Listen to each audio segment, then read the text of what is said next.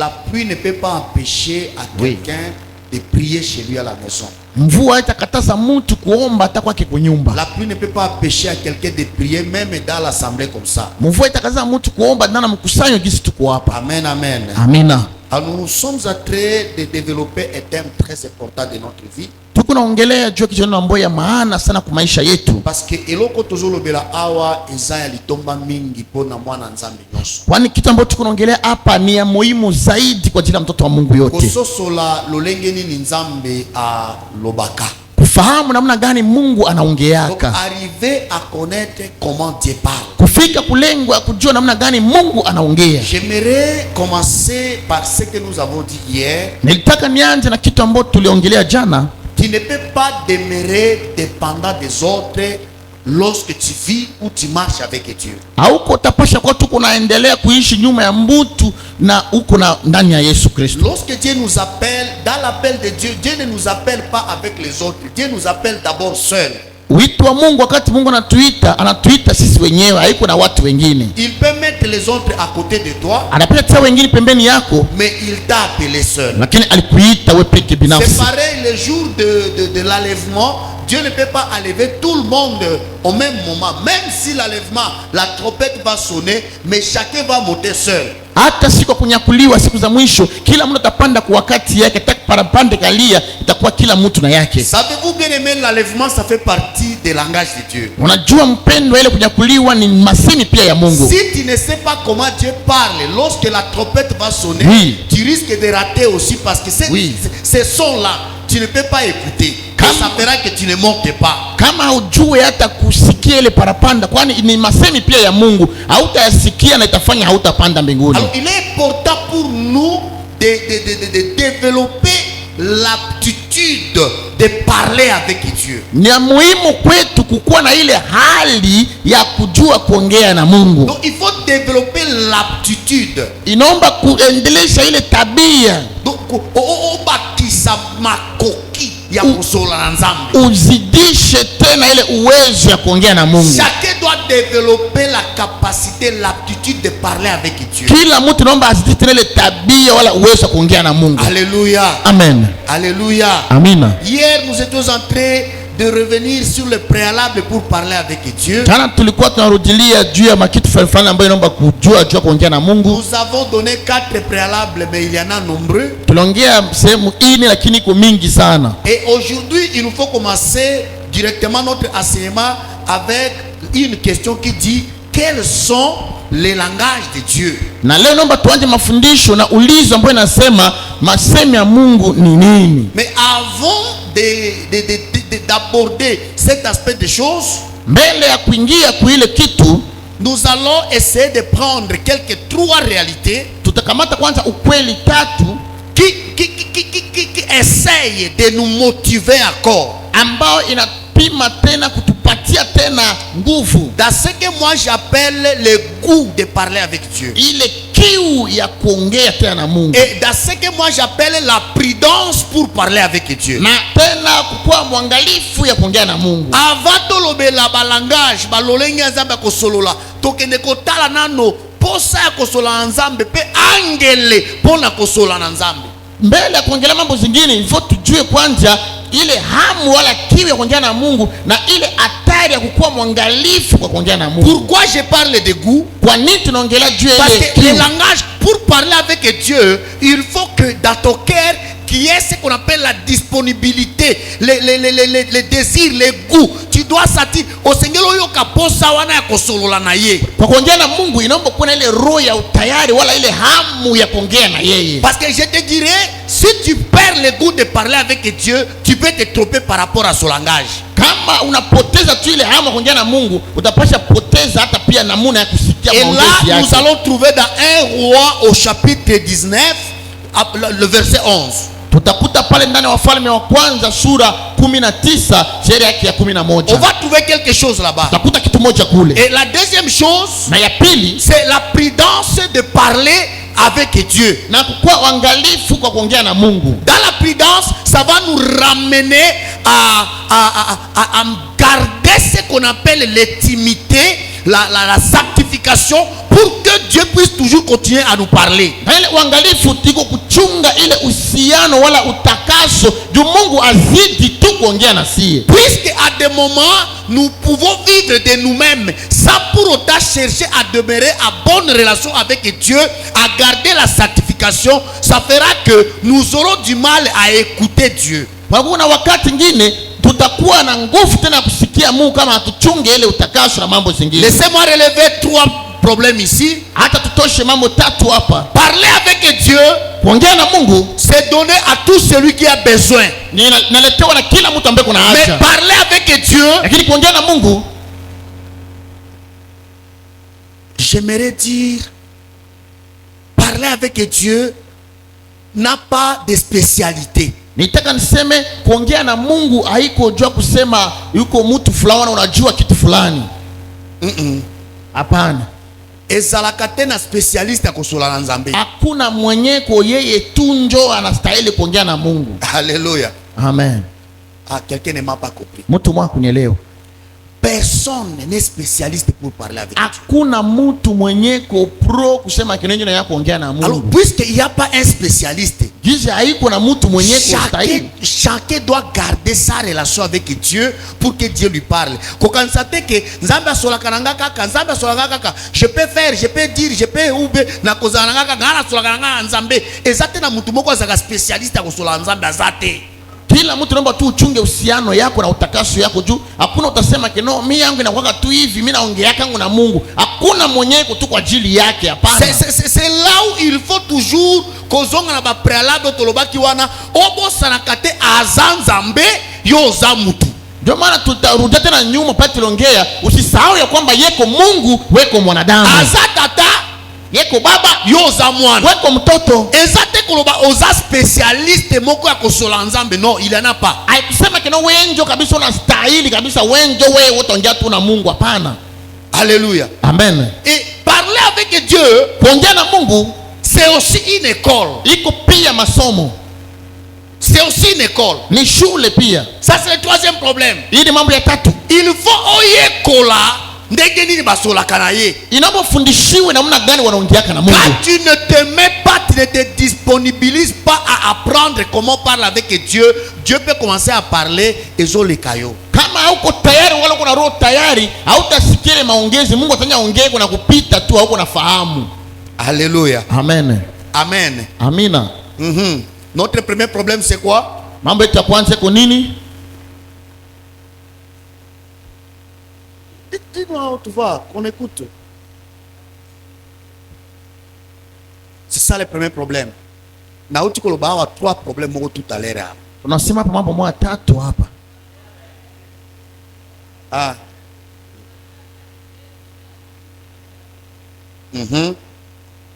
Yami balé. C'est une école. Yami satu. Ah. Mama Irene zongela biso suko na Swahili makambo misatu. Ujeleta lugha ya Kiswahili ile mambo 3.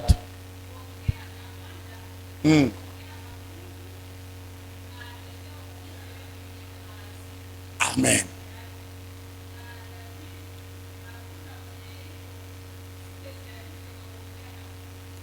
Spécialiste na Swahili zani.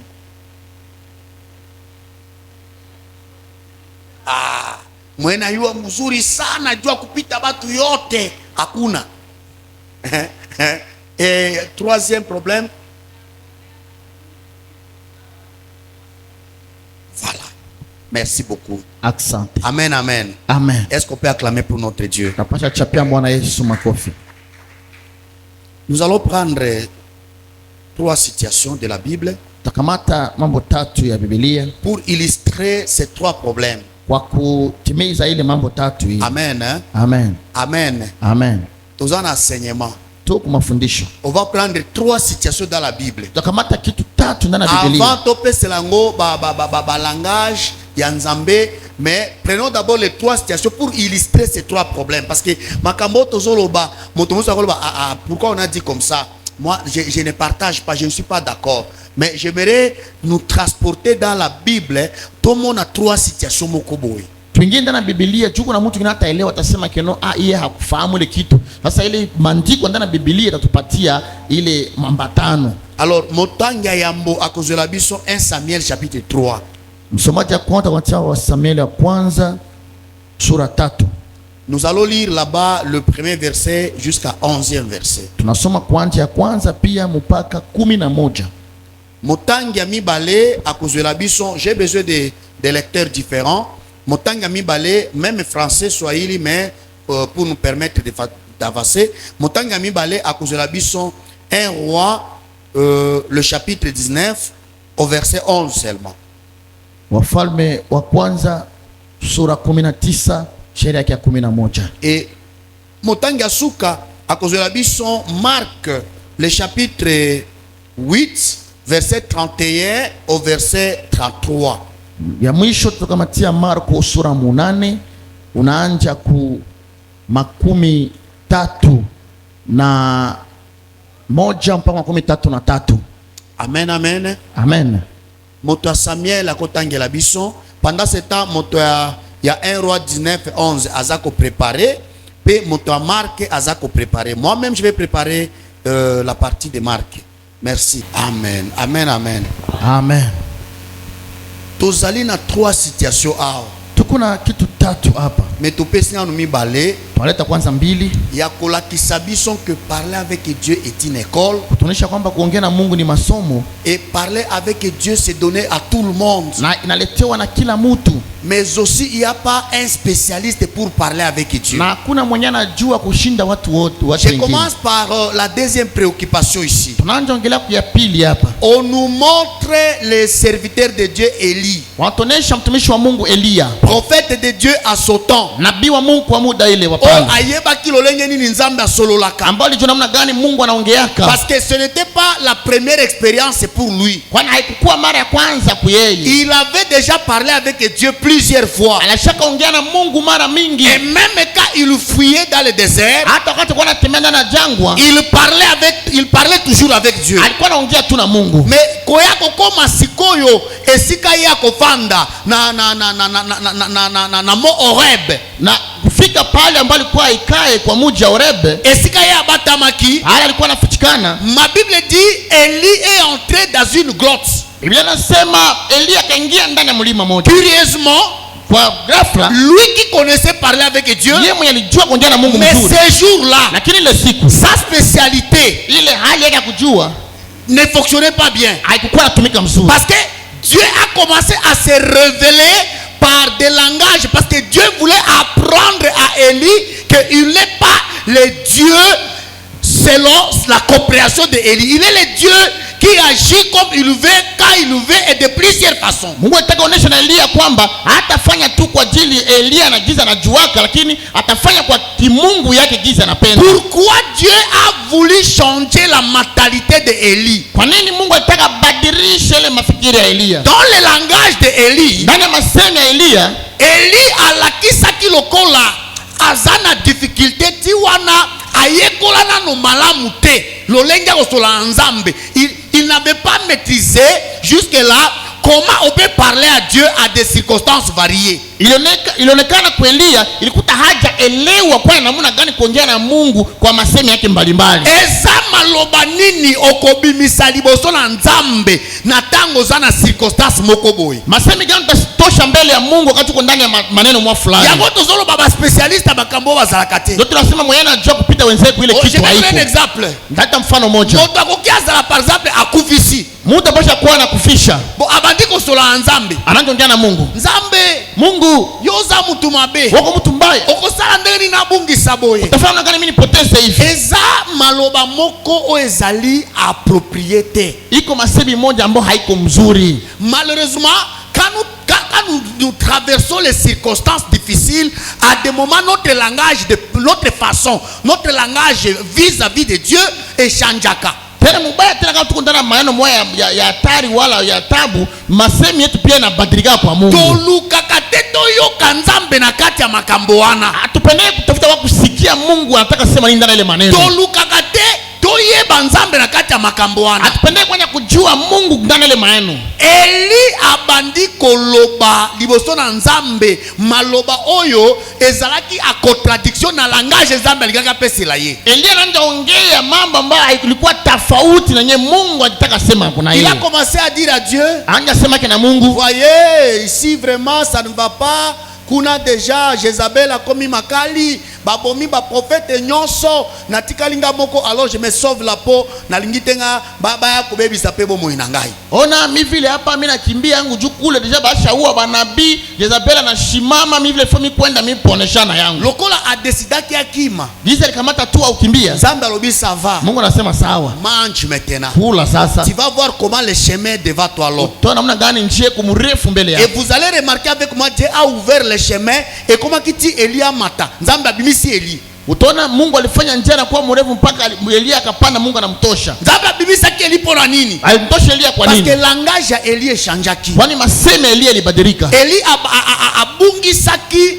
abungisaki eloko alitomba. Ayebaki te que azana nzambe mobimba maloba ya lobaki ya kubangana moni que je me sauve ngape ba ya koboma ngai te. Nzambe abi bosava na kolongola yo kuba boma yo te. Elia alipoteza mambo ya maana juu alisema ifu akimbie yake. Ndio Mungu anasema sawa, mimi nitakutosha basi juu basikuue. Bali wa mosusu yela kabiso biso moko tosenga kango. Bakifo yetu tufikia sipe tunalombaka yao. Ba makamosu zo kabiso biso moko tozwa kango. Mambo mengine tukutaka sipeke tuko naita yao. Moko koko badakoloba olobi makambo moko penza mba bo sava ndenge olobi boye tika eko maboye tika sale maboye. Utata ongea ndio Mungu anasema bogizo peke yako nasema itimilike basi. Ifo koyekola maloba nini na koloba. Nazali boso nzambe na koloba nini. Inoma kujua maseme ngani mitaongea niko mbele ya Mungu. Ata ozana ndako na yo eza hotel nzambe maloba nini ozobimisa na ndako na yo. Ata kunyumba yako iko mazabao ya Mungu maseme ngani ndio kusema ukinywa yako. Ozana eglise maloba nini ozobimisa. Kukanisa maseme gani ndio kunasema. Ozana mosala maloba nini ozobimisa. Ata kukazi yako unaongea maneno gani. Ma Bible dit, Biblia yangu nasema Dieu a commencé à se révéler. Mungu anaanza oneshana. Il y a eu un vent impétueux. Inakuwa na pepo, hewa pepo mwana piga. Il y a eu le tremblement de terre. Inakuwa tena matingiziko ya dunia. Il y a eu aussi le feu. Ata moto pia ilionekana. Ambia gufu Mais la ilionekana. parole de Dieu me dit, dans ces trois choses, Dieu n'était pas là. Mungu, Biblia inasema ndani mambo tatu Mungu hakukuwa pale. Or, quand vous lisez Ézéchiel, le chapitre 1er au verset 4, Ukisoma ndani kitabu Ezekiel sura kwanza sura ya 4, vous allez lire pendant votre temps. mtasoma kwa wakati yenu. Lorsque Ézéchiel voit Dieu, Wakati Ezekiel aliona Mungu, Ézéchiel trouve que Dieu se manifeste dans les vents impétueux. Ezekiel aliona yake Mungu anaonekana ndani ya ile hewa wala pepo ya nguvu. Avec des tremblements de terre. Na matingiziko ya udongo. Avec de feu. Wana ndani ya moto. Eloko oyo bazolo banza bazaki te na kati mena kati ya Ezekiel yango nde zalaki elembo ya nzambe po nzambe apparaître po nzambe asolola. Hapa ili Mungu akukua ndani kile kwa wakati Ezekiel Mungu alikuwa anataka ile mambo tatu ile. Mais ce jour-là avec Élie, Dieu n'était pas dans le tremblement. Lakini ndani ile siku na Elia Mungu alikuwa ndani ya matingiziko Dieu ya n'était udongo. pas dans le feu. Hata na moto Mungu akukua ndani. Moïse lorsqu'il est devant les buissons ardents, Musa alikuwa ndani ya mbele ya moto ya mkubwa. azoyoka nzambe mongongo ezobima kati na moto. Yeye kunasikia sauti ya Mungu kutoka ndani ya moto. Bo siko yo moto mesana koyoka mongongo wa nzambe kati na moto. Wewe mwenyewe ulizoea kusikia sauti ya Mungu ndani ya moto. Lelo nzambe asololi na kati ya moto te. Leo Mungu anaongea ndani ya moto. Mais moto ebimi. Lakini moto unaonekana. Okoloba nzambe ye wana koloba Utasema siko. yele ndio Mungu sasa pale ndani ya moto hii. Allô? Allô? Allô? Allô? Tuko famiana? Ndio. Est-ce que tu comprends là où je voudrais venir? Unaelewa pale unataka fika. Nazolobela yo makamba kosola nzambe spécialiste azalaka te. Unasema na kuongea na Mungu hakuna mwenye anajua kupita watu yote. Ne te fais pas spécialiste de parler avec Dieu. Hapana tena wonjo kabisa wanayua kushindia watu. Parce que au moni lelo batebele ba komi ba spécialiste ya kosola nzambe à tel point que na kati na spécialité na bango wana. Unaona watu wengi leo wanakuwa nyo watu kujua kabisa kwa sababu anajua kuongea na Mungu mpaka ndani ile kujua yabo ile. Lokola si ayebi na ye nzambe asola kaka nzela prophétie. Giza shaka yake Mungu anaongea kupitia unabii. Mokolo aye par exemple na prière ou bien taza andako na ye ce jour-là on n'a pas prophétisé ozoka moto bandiko loba Mungu pali kwa leo. hata alikuwa kwa haki kwa kanisa na unabia kutoka Nzambe azalaki le lote. J'ai déjà écouté quelqu'un qui me dit comme ça bonnement, papa maombi leo maombi apita mubaya. Maombi leo vraiment papa, ni fungulana kwanja, ni fungulana. Ni paka penda kuomba mzuri, ni fungulana. Ni kwa funga roho ya Mungu. Qui te dit nana kokanga motema to molimo esprit de Dieu. Qui peut bloquer l'esprit de Dieu? Siku mtu mwangu anasema lelo Mzambia mwana bo fungwa manano, nani tapasha funga roho ya Mungu? Quand tu deviens spécialiste dans cette affaire Moïse, tu commences à rater. Kama unakuwa mtu usema unajua mingi, wote njapotea sasa. Non, ce n'est pas, ne passe pas parce que j'ai l'habitude de parler avec Dieu par les offrandes que tu vas continuer toujours comme ça. Ça n'existe pas comme ça. Ça ne se passe pas comme ça. Unaongeaka na Mungu kupitia matoleo, ndio itakuwaka tu hivi, yepara kuwaka hivi. Dieu parle à Moïse dans les buissons ardents. Mungu anaongea na Musa ndani ile hali ile ya moto. Mais Élie voit le feu, Dieu n'est pas dans le feu. Lakini Elia anaona moto Mungu pana kende. Dieu parle à Ézéchiel dans les tremblements, dans les vents impétueux, mais Élie voit le tremblement, il voit le vent, Dieu n'est pas là-bas. Mungu anaongea na Ezekiel ndani ile matingiziko ya udongo wala ndani ya pepo, lakini kwa wakati Elia Mungu hakukuwa ndani. Ça nous pousse à entrer dans notre texte de base. Nous allons revenir là-bas que Job a été de dire, il nous parle de plusieurs manières. Inatusukuma ndani mwandiko mbona nasema yeye anatongelea kwa hali mingi. Alors il n'y a pas un spécialiste pour parler avec Dieu. Hakuna mwenye anajua kupita watu kuongea na Mungu. Et ne te fais pas le spécialiste de parler avec Dieu. Na usikue pia mtu yeye anajua kuongea kupita watu wengine. Surtout n'entends pas Dieu dans le même modèle de langage. Tena hapana chunga tu Mungu ndani ya hali ile moja tu ya maongezi. Dieu qui a des langages variés. Yeko Mungu ambaye kuna maongezi yake mbalimbali. Il est Dieu qui parle de plusieurs façons. Yeko Mungu anaongea kwa hali mingi. Alors tu dois être disposé et tu dois connaître nzamba sola kalolenge mingi. Inaomba ukue tayari ya kumpokea ujue pia Mungu anaongea kwa hali yake mingi. Et c'est aussi une école. Na niko pia masomo. C'est une école pourquoi? Niko masomo kwa nini? Parce que si tu ne te donnes pas la tâche de rester et d'apprendre comment Dieu parle, tu risques de ne pas attendre Dieu. Kwani kama wakati ya kukaa na kusikia hautapasha sikia Mungu. Moi, je suis en train de me demander ce que nous avons lu dans 1 Samuel là. Ni unajiuliza ambao tunasoma ndani ya Samuel wa kwanza. Ma Bible dit Samuel était dans le temple à côté de Élie. Biblia nasema Samuel alikuwa ndani ya hekalu pembeni ya Elia. Et la Bible nous montre que l'enfant Samuel a grandi dans le temple. Na Biblia inatuonyesha kwamba ile Samuel alikomaa ndani ya ile hekalu. Il n'est pas un parvenant. Yeye haiko mtu ambao alitoka hivi. Non, il n'est pas un visiteur. Haiko mgeni. Mais akola wana. Lakini alikomaa pale. Abika wana. Aliishi pale. Parce que bapesa mbeka ya Nzambe. Wana walimpatia ile zabihu ya Mungu. Et quand nous lisons wakati tukasoma dans la parole de Dieu, dans neno la Mungu, vous allez remarquer que l'écriture commence par la phrase le jeune Samuel. Utafahamu kwamba maandiko naanza ile kijana Samueli. C'est-à-dire azali susu mwana te. Inasema haiko tena mtoto. Mais akola déjà. Lakini kutasha koma. Quand on parle des jeunes, wakiongelea kijana, eza mtu oyo iko mtu ambao abandi déjà ba âge na ya puberté. Anaanza ile mwaka yake ya kujitambua maneno. Abandi déjà ba âge na ya adolescence. Anaanza ile tabia mwaka wakati ya kujua. Dans commentaires bibliques, ndani ya makomentari ya Biblia, parce que la Bible n'a pas donné l'âge. Biblia kuleta mwaka yake. On présume par les gens qui ont étudié, on présume que Samuel pouvait avoir à peu près 12 ans. Watu ambao wanasoma Samuel atapasha kuwa na miaka 12 pale. Mais voilà pourquoi on l'appelle le jeune Samuel. Ndio maana wanamuita kijana Samuel. On n'a pas dit l'enfant Samuel. Hapana sema mtoto Samuel. Awe za mwana te. Hapa bana mtoto pana. Kwa la kamwana tokoloba za mwana. Ni kwanza sasa yuko mtoto. Aza deja mtu akomi na mayele. Alikuwa mtu kujesha pata akili. Aza deja mtu akomi na niveau moko bakosa lela ye. Alikuwa mtu ambaye atafanya kitu mwa fulani. Mais mon étonnement c'est quoi? Lakini mashangao yangu ni nini? Lui qui a grandi dans l'église. Yeye mwenye anakomea kanisa. Il était tout le temps avec l'homme de Dieu, il était au service de Dieu. Alikuwa kila mara pembeni na mtumishi wa Mungu kukaza Mungu. Mais ce jour-là, lakini ile siku, quand Dieu s'est présenté pour l'appeler, wakati Mungu anaonyesha Dieu kumuita, il ne pouvait pas remarquer la voix de Dieu. Yeye hakutambua ke sauti ya Mungu. Azoyoka, yeye kunasikia, mais azoye bateza mungongo anani. Yeye pa kwa hiyo kama ndio sauti ya Mungu. Alléluia. Amen. C'est-à-dire motako za la peine église. Tamanisha mtu apasha kwa kanisa. Mais azoye bate mungongo nzambe. Lakini yeye pa kwa hiyo sauti ya Mungu. niko naomba mingi, Mungu pa kwa jibu mie, na sakala, maneno yangu nasadumu. Parfois Dieu a déjà répondu, mais tango nzambe ayanola asako a pesa eyano, yonde ozake capable à koyoka. Una mtu mwingine Mungu shamujibu tayari, lakini wakati walimujibu alikuwa haiko na fahamu, haiko nasikia. Yango nazolo beza école. Ndio maana mimi nasema kwa masomo. Moto nyoso azotambola nzambe, il faut aller kana école wana parce que eza c'est lié à notre destinée, c'est lié makambo na biso nyoso ebombani wana. Inaomba kila mtu apite kuile pale ya masomo juu mambo yetu yote yamefichikana ndani pale. Samuel akoli na kati l'église. Samuel anakomea kwa kanisa. Mais Samuel azako yeba teke eza mongongo ya nzambe. Lakini haiko nafahamu kwamba ile kwa sauti ya Mungu. Oui. Dieu arrive. Mungu anafika. Quand Dieu appelle Samuel. Wakati Mungu anaita Samueli. Samuel azokende pa nani? Ya Eli. Samueli kunaenda karibu wa Eli. Et ma Bible dit asali boye 3 fois. Biblia inasema anafanya hivi mara 3.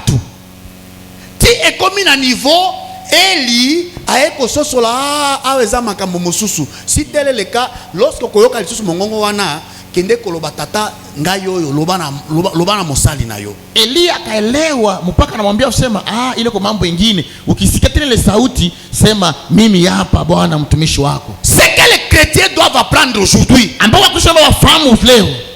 C'est comment écouter Dieu. Namna gani kusikia Mungu. C'est comment Dieu parle. Namna gani Mungu anaongeaka. Alléluia. Amen. Alléluia. Amina. Laissez-moi ouvrir une parenthèse. Acha nifungule kwanza kitu moja. Ça fait partie il y a objectif majeur, il y a enseignement toujours ça là. Iko pia ndani ya mafaa sana ile mafundisho ambayo tuko ndani. Vous savez, nous sommes au temps de la fin comme je disais hier. Unajua tu wakati ya mwisho nilikuwa nasema jana. Et puis je vais appeler ça que j'appelle ça, je sais pas, la renaissance de la prophétique, ou bien je vais appeler ça comment, je ne sais pas. C'est comme si la prophétique renaît encore. Donc sijui kama nisema namna gani wala iko ile kitu ya unabii ndio kuna rudilia wale kuna zaliwa tena marengine. Voilà, parce que on avait les prophètes au temps de la Bible. Tulikuwa na wanabii wakati ya Biblia zamani. À un moment donné, Dieu parlait au peuple par les prophètes. Wakati mmoja Mungu alikuwa anaongelea taifa kupitia wanabii. Les prophètes conduisaient la cité. Wanabii walikuwa naongoza hata mji. Si tu as un problème, kama kuna maneno fulani, il y avait personne à part les prophètes. hakukuwa na mtu mbali na wanabii. Mais maintenant avec la nouvelle dispensation, sasa kwa ile wakati tunapewa ile nguvu ya sasa, Dieu a vu que Mungu anaona ça ne peut pas aller comme ça. Dieu a fait que chacun soit d'abord prophète de sa vie. Mungu anafaa itakuwa tu hivi, liomba kila mtu akwe nabii ya maisha yake. À travers le Saint-Esprit, kupitia Roho Mtakatifu. Le Saint-Esprit c'est Dieu. Roho Mtakatifu kwa Mungu. Tu es d'accord avec moi que le Saint-Esprit c'est le Dieu? Alléluia. Amen. Est-ce que tu es d'accord avec moi que le Saint-Esprit est Dieu? Oui. Si tu sais que le Saint-Esprit est Dieu, la Bible dit que le Saint-Esprit habite en nous. Kama unajua Roho Mtakatifu kwa Mungu, Biblia inasema Roho Mtakatifu anaishi ndani yetu. Elingi koloba mongongo wana ezate akokende koluka libanda mezana no wapi kati na biso. Kusema ile sauti utafuta nje iko tayari ndani yetu. Voilà pourquoi je disais il faut apprendre à parler avec Dieu, parce que même pour bien marcher avec les prophètes, pour bien marcher avec les hommes de Dieu, pour bien marcher dans ton église, dans ta vie, si toi-même tu ne sais pas écouter Dieu, bien aimé, tu ne marcheras pas bien. Ndio tulisema fundishiwa kwanza kutembea na Mungu. Tu kama ufahamu mzuri, hautatembea na Mungu mzuri. Yekolanga bien makamona zoloba. Fundishiwa mzuri mbo tu kunasema. Parce que tu ne peux pas être dans une église, tu ne peux pas avoir Christ en toi, il t'a doté. Christ a laissé le Saint-Esprit. Tu habites avec le Saint-Esprit, mais tu ne sais pas écouter ce que le Saint-Esprit dit. Hautapasha kuwa kunaishi na Roho Mtakatifu ndani yako, lakini huko unaelewa kitu Roho Mtakatifu kunasema. Alors l'état ici c'est l'état où le prophétique est en train de galérer. Ile wakati ya sasa iko tena nabii tena iko naanjilia tena marengine. C'est l'accomplissement de la parole. Ili kutimilika ya masemi. Parce que Jésus nous a dit, kwa Yesu alituambia, au temps de la fin, wakati ya mwisho, vous allez voir les faux prophètes. mtaona hata wanabii wabaya. Malheureusement, les gens vont plus écouter les faux prophètes là que moi, les véritables. Mubaya tena watu wataamini tena ile nabii mbaya sana kupita mie ya mzuri. Alors cela fait que pa inafanya bato ebele na église, wengi watu kanisa, to bato ebele na kati na bomo ina bango dans relation na bango na Nzambe. Wala watu wengi kwa maisha yao wahusiana na Mungu. Au temps où nous sommes, wakati ambao tuko naye, Ils ont la satisfaction soki bayoki kaka masakuli. Babo banafurahi tu kama banasikia tu unabii na shuka. Les églises qui sont pleines sont les églises des prophètes. Ile kanisa yana yala na batu tu kanisa je banabii. Les pasteurs qui reçoivent des bonnes dîmes sont des pasteurs prophètes. Wachungaji ambao wanapokea moja 10 ya mzuri kwa bibi banabii. Les bajakazi qu'on respecte sont les bajakazi ba prophètes. Bajakazi je banaheshimiaka boko tu bibi banabii. Tu peux avoir ton don de guérison miracle, mais si tu ne prophétises pas, même si tu pries, les gens sont guéris, c'est comme si tu ne fais rien. Utapaswa kwa tena huduma huko na zawadi moja kuombea mtu anapona kama unabii pana hivi watu baozi amini. Tu peux avoir les dons de l'enseignement comme nous faisons ici. Même si tu enseignes comment, bakopesa $100 ete. Mais soki moto ya bwana majeshi nasema, ya $100 ça va sortir. Kumafundisho hata mtu nasema namna gani mtu wote shata franga lakini akitabiri tu hivi $100 natoka. Pourquoi? Kwa nini? Parce que batu ba limité et pas na batu, c'est comme si Dieu parle uniquement par la prophétie. Kwa batu iko sasa Mungu anaongeaka tu kupitia tu unabii. Bien-aimé dans le Seigneur, mpendo katika Bwana, il a la manière variée de parler. Yeye kuna namna yake mingi ya kuongea. Je ne dis pas que la prophétie est mauvaise. La prophétie, nous allons voir, c'est parmi les langages qu'on va développer d'ailleurs, c'est le langage qu'il faut vraiment aimer, parce que la Bible dit qu'il faut désirer. C'est le don le meilleur. Mais j'aimerais que tu saches une chose, Nzambe azana lolenge mingi ya kosolola. Alors il faut passer par cette école là. Ose la kaeka ka la prophétie, ose la kaeka ka na je sais pas na matéate, ose la kaeka. Non, tu dois savoir que je suis enfant de Dieu, il est mon père, il peut me parler de plusieurs façons. Il est ton père,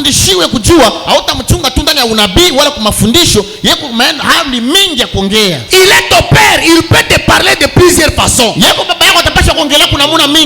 N'attends pas Dieu par une seule voix, ça n'existe pas. Alors passe par l'école de Dieu pour t'aider, pour t'équiper.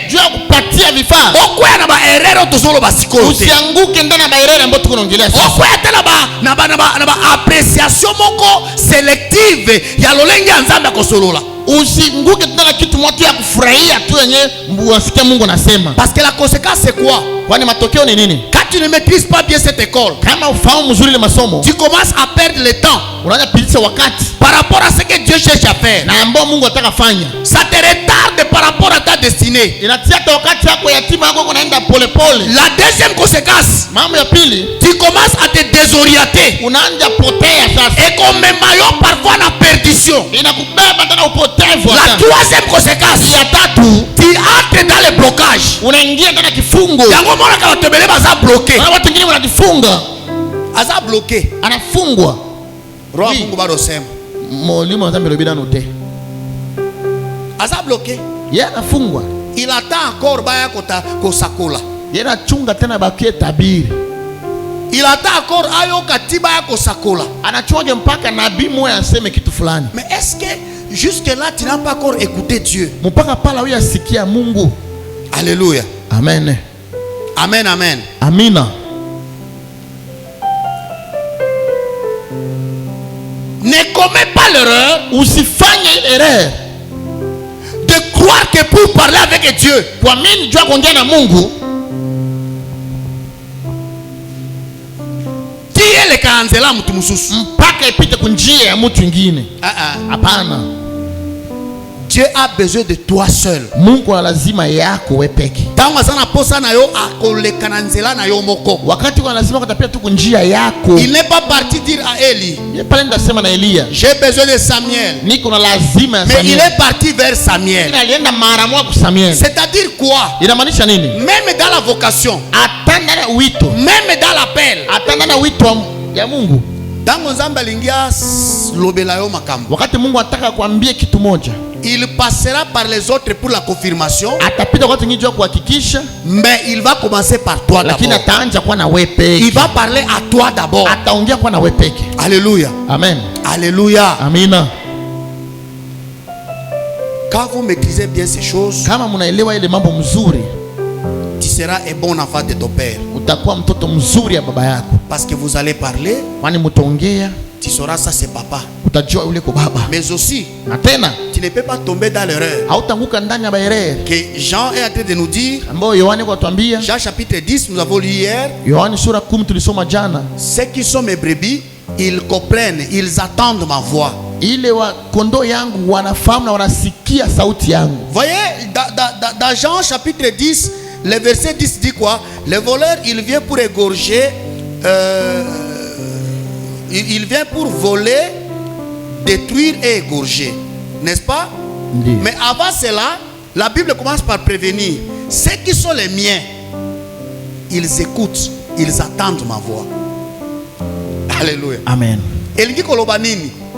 Bakoyiba yo, bakoboma yo, soki oyebi te koyoka mongongo wa mokeli na yo.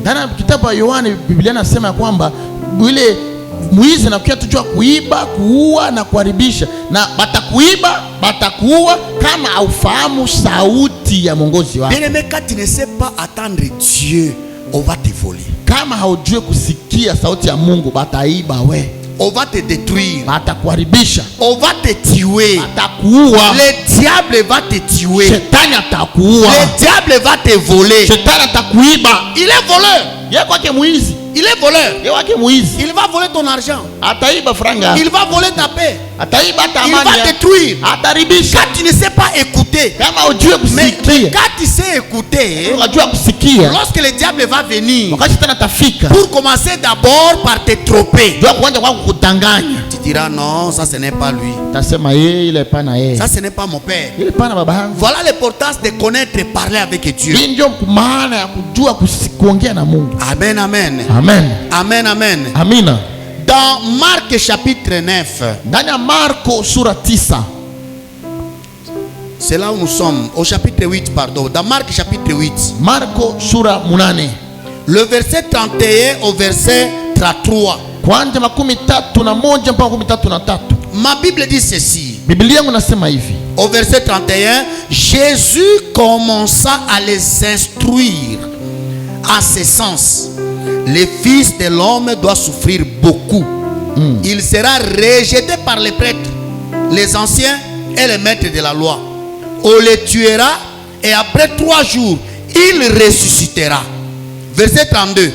Il leur parlait de cela avec beaucoup d'assurance. Retenez bien le concept là-bas. Il leur parlait. Il parla. Fahamu ile Je sais pas si on a écrit pale comme ça. anaongea na babu. Que dit votre version, papa? Il leur, dans tous les cas, dire, parler, c'est la même chose. Hein? Il leur disait, Ah, verbe dire, na verbe parler, eza eloko omoko. Mais ça a une différence mke mke. Mais ma version ici, la Bible de la communauté chrétienne, et le bien bien, il leur parla, il leur parle, il a parlé avec beaucoup d'assurance. Biblia inasema kwangu hapa aliwaongelea na uhakikisho yote. C'est pour nous montrer que réellement Dieu parle. Ni kwa kutuonesha kwamba ya kweli Mungu anaongea. C'est comme opposer la question, Dieu parle ou Dieu ne parle pas. Watu wanakuuliza hivi, Mungu anasema anaongea au hapana anaongea? Dieu parle. Mungu anaongea. Dans l'Ancien Testament, il a parlé. Wakati Agano la Kale Mungu aliongea. Dans le Nouveau Testament, il a parlé. Agano Jipya pia aliongea. On a écouté sa voix quand Jésus était dans le Jourdain. La voix qui disait, ça c'est mon fils bien-aimé, unique, à qui j'ai mis toute ma confiance. Tusikia wakati Yesu kwa ndani ya maji ya Yordani alisema huyu ndiye mwana wangu mpendwa yangu na mpenda kwa maana yangu. Donc on peut conclure c'est vrai, Dieu parle. Na tunasema iko haki Mungu anaongea. Alléluia. Amen. Alléluia. Amen. Alors le Dieu qui parle là, Mungu ambaye anaongea kaule, tu dois aussi savoir comment l'écouter. jua vile namna gani utamsikia. Pourquoi nous lisons ce passage? Kwa nini tunasema ile masiki? Allons verset 33. Twende kwa 33. La Bible dit ceci. Mais Jésus. Allez-y. Mais Jésus se retourne et comme il voit là ses disciples, il sermonne Pierre et lui dit, passe derrière moi Satan. Tu ne passes pas comme Dieu, mais de façon tout humaine. Lisez-nous votre version. Mais Jésus se retournant et regardant ses disciples, Aha. réprimanda Pierre et dit, arrière de moi, Satan, Oui. car tu ne conçois pas les choses de Dieu, tu n'as que des pensées humaines. Yondo lobi yango malamu. Awa nde lobami malamu. Kune lobi nini mama? Elobi malamu. Tanga no version na yo. Il faut avoir plusieurs versions de la Bible. J'aime la version de Christian. Relis encore parce que wana tozu eloko moko alitomba. Relis encore. Mais Jésus se retournant et regarda ses disciples, Yesu abaluki atali ba yekoli na ye. réprimanda Pierre et dit, Apameli petelo pe alobi. arrière de moi, Zonga Satan. sima. Zonga sima. Azonga wapi? Sima. Azonga wapi? Sima. Azanani. Pona nini? Lis la suite. La suite nous dit, car tu ne conçois pas les choses de C'est Dieu. ça le mot que je cherche. Car tu ne conçois pas les choses de Dieu. Alléluia. Ça veut dire quoi? Motoyo ayebaka koyoka nzambe te azanani. Azanani. Zabolo. La seule personne qui est capable d'écouter Dieu, c'est qui? Satan. C'est qui? Lobango bien, c'est qui? Pierre était avec Jésus, il n'était pas avec Jésus. Il était avec Jésus. Alléluia. Amen. Pierre était avec Jésus, il n'était pas avec Jésus. Il était avec Jésus. Mais Mokoloana, la Bible dit Jésus parlait. Jésus parlait, n'est-ce pas? Bien aimé, il faut faire beaucoup d'attention. Hein? Fanya angalisho mpendo. Eza école mosusu. Hein? Iko masomo ingine sasa. Hein? Eza école mosusu. Pierre amesana koyoka Yesu. Petro alizoea kusikia Yesu. Yesu abatu abandi koso abibande kona kokufa. Bakokanga ngai. Eza masakoli non parce que ce n'était pas encore accompli. Il parlait prophétiquement. Alléluia. Amen. Eh, ou femme ou pas femme. Toi femme. Est-ce qu'on avait déjà arrêté Jésus? Non. Est-ce qu'on l'avait déjà tué? Non. À d'autres termes, Jésus prophétisait. Yesu Pourquoi alikuwa anatabiri. Pourquoi kozongela ngo? Yesu abandi kopesa masakoli. Bakokanga ngai Batafunga mie. ekozala babasie oyo. Itakuwa batu ile. Ekozala kaka batu na église oyo. Kwa batu tu ya kanisa ile. Pe ekozala moko katikati na bino. Na pia itakuwa moja kati yenu. Na kokufa. Mitakufa. Mais après 3 jours, Kisha siku tatu na kosekwa. nitafufuka. Yo Pierre, We Petro, yondo zalaka na Yesu. wewe ndio unakuwa na Yesu. Yonde botambolaka na ye. Wewe ndio vile kwa nyuma yake kila mara. Mais mokolo wana, Lakini ile siku le langage de Jésus, masemi ya Yesu, la Bible dit Pierre n'était pas capable ya koyoka. Biblia inasema Petro akukua tena kuweza hata kusikia. Asosolaki yango te. Akuelewa hata. Abandi koloba ba makambo moko kosimba te kosa. À d'autres termes, il voulait bloquer l'accomplissement de la prophétie. Ananja sema ke iweziwezekana kitu leo nafunga tena kutimiza Niko maandiko. naona Mungu kunaonesha kumwaka kesho utaingia ndani na majaribu ishindwe kwa jina la Yesu sans effet. Sasa Mungu kumbinguni wasema shetani we. Nyuma yangu. Alléluia. Amen. Alléluia. Amina. Ça veut dire quoi? Inamaanisha nini? Na makambo oyo ya kosolola na Nzambe Kwa mambo ambayo nahusu kuongea na Mungu, tozana posa alisungia molimo musatu. tuko na haja ya Roho Mtakatifu. Pourquoi? Kwa nini? Parce que c'est notre vie. Kwani iko Soko yekoli te kosola na Nzambe okozonga Satan sikoyo. kama ufahamu kuongea na Mungu utarudia shetani sasa hapo. Voilà pourquoi à des moments nous accusons le diable, mais le diable lui-même dit mais où est ma part dedans? Si yemoko est-ce que ngana zana kati wana yomoko Nzambe yebisio ke no kobala mwasi wana te. Yomoko bina kobala na ngai. OK kobala. Simango vraiment shetani anajaribu mimi sana. Mwanamke mimi napata leko shetani mzima. Non mais c'est toi-même le diable de ta vie. Amen. C'est toi-même le diable. Alléluia. Amen. Alléluia. Amina. Quand Dieu te parle, Kati Mungu anakuongelea, il faut écouter. inaomba kusikia. Et il faut savoir, il parle de plusieurs manières. Na inaomba kujua anaongea kwa hali mingi. Pierre ne s'était pas habitué à la prophétie de Jésus. Petro hakukuwa na kuzoea ile unabii ya Mungu. Il s'est habitué à la prédication. Alizoea kinjo kuma Il ubiri. s'est habitué au miracle. Anazoea kuma miujiza. Mais ces jours-là, Lakini ile siku c'était la prophétie. ilikuwa unabii. Et quand la prophétie est descendue, Wakati unabii kashuka, Pierre a dit non. Petro asema Et comme hapana. ça les matés. Iwezi wezekana. Yango tozo ba spécialiste azate. Mtu anayua kupita wenzake hapana. Mais il faut que cet esprit asunga biso. Ila watu roho mtakatifu. Et yo moko kanisa tena za spécialiste. Na wewe vile usiwaze kenonjo na jua. Na lingo bibisa mutu na yo, mina zumuzaka na Mungu. Moto bosu ba bibise mina yo a Mungu. Wa yo a Mungu. Wa yo a Mungu. Alléluia. Amen. Alléluia. Amen. Semea mwenjako si bo tetuko na besoin ya kukua na Mungu. Sebo tuko na besoin kukua na Mungu. Amen, amen. Amen. Donne-moi la question. Je vais terminer par ici. Moïse, retiens une chose. Et là, je dis à l'église tout entière. Marcher avec Dieu, ça passe par l'humilité. Devant Dieu, il faut toujours être humble. Marcher avec Dieu, ça marche avec l'obéissance. Il faut toujours être obéissant. Et c'est ça le problème avec les serviteurs, nous les pasteurs. Vous savez, il y a des pasteurs. Lokola yo zawana okope sa masakolité. Okolo va un peu makamboté.